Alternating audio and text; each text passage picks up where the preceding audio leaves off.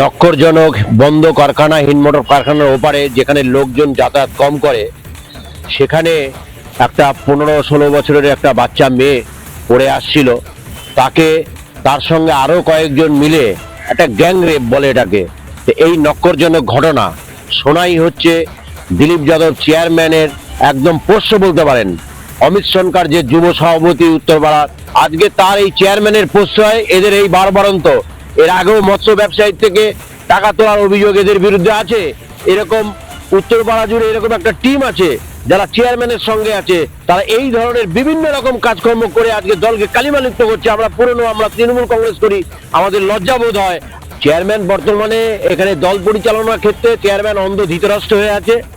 ভালো ভালো লোকগুলো ঘরে বসে আছে, ভালো ভালো লোকগুলোকে উনি কোনো পাত্তা দেয় না, সময় দেয় না। তার একটা অহংকার নিয়ে চলছে।